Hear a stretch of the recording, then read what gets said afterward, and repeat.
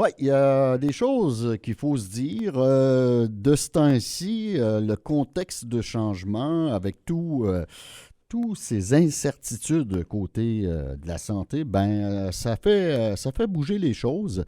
Et j'ai avec moi Jean-François Boulanger, directeur de l'éducation au consortium Centre Jules Léger. Bonjour, Monsieur Boulanger.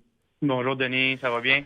Ça va très bien, malgré l'incertitude et malgré le contexte de changement. Dites-moi, comment est-ce que vous vivez ça actuellement?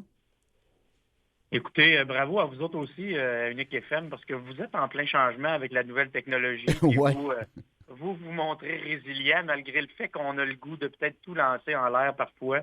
ouais. Et c'est la même chose pour le contexte d'éducation depuis les derniers 2 ans. Vous savez, on nous annonce beaucoup de changements, et encore là, pas la faute à personne, une pandémie mondiale. Mhm.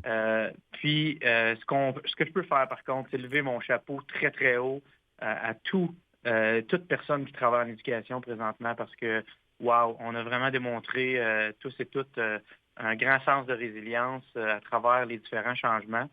Puis C'est vous pas savez que facile, là.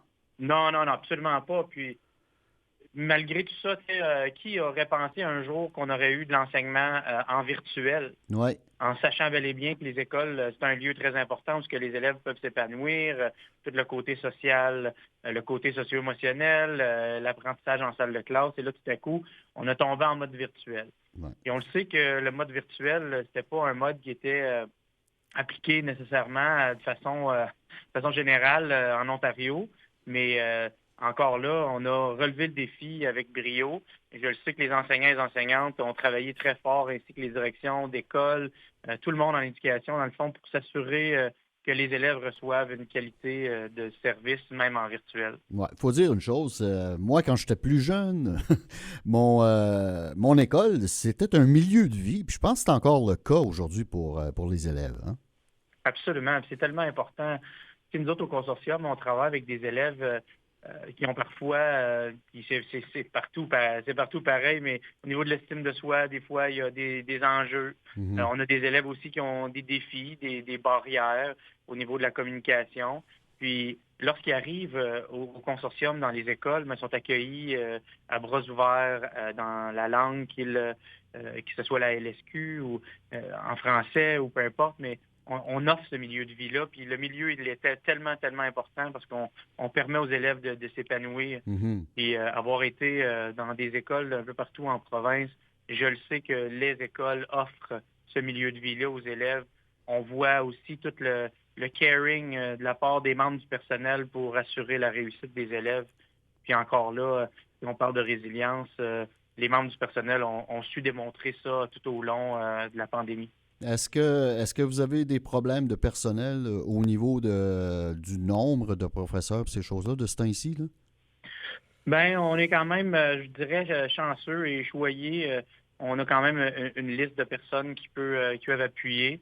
Puis c'est sûr qu'il y a une pénurie présentement en province Mhm. de membres du personnel qualifiés. Mais je pense que les conseils scolaires et le consortium, on s'organise très bien en ce moment. Ça implique quoi pour un professeur qui doit tout à coup là, faire son enseignement en virtuel? Est-ce qu'il doit refaire tout son plan de cours? Ben, je pense qu'il y a une partie de refaire le plan de cours, mais pas nécessairement tout réinventer la roue. Mais c'est Mhm. sûr qu'il y a un ajustement important. Tu sais. On regarde, il y a eu des images tellement drôles, vous savez, dans les médias sociaux de un enseignant, une enseignante qui est au primaire, puis au primaire, on parle de Ah, madame, as-tu vu mon chien derrière ou Ouais. t'as-tu vu mon chat? Et puis au secondaire, les caméras sont fermées. Fait que c'est sûr qu'il y a un ajustement quand on est habitué comme enseignant, enseignante d'être devant un public qui est nos élèves, Mhm. de se réajuster à ce niveau-là. Puis oui, il a fallu aussi repenser la façon dont on allait enseigner certains concepts. Puis ça, les enseignants ont été à la hauteur là, depuis le tout début. Oui, chapeau aux enseignants, chapeau aux membres du personnel. C'est pas facile de se revirer sur un dissous comme ça. Et tout cela est fait pour le bien-être des élèves, bien sûr. Oui, absolument. Puis on le voit, en Ontario, on a un système d'éducation très solide. Les conseils scolaires francophones et anglophones, mais les conseils scolaires de langue française ont vraiment fait un travail phénoménal là, depuis le début de la pandémie. Puis de mon côté, quand on parle de résilience, les membres du personnel du consortium ont démontré depuis le tout début là, un grand sens de résilience, puis la capacité de faire face à l'adversité, Mhm. mais aussi être capable d'innover malgré tout ça. Puis encore là, on était capable de mener à terme des projets très importants pour nous. Puis on voit les effets maintenant, mais on va continuer d'y travailler là, d'ici certainement les quelques prochaines années.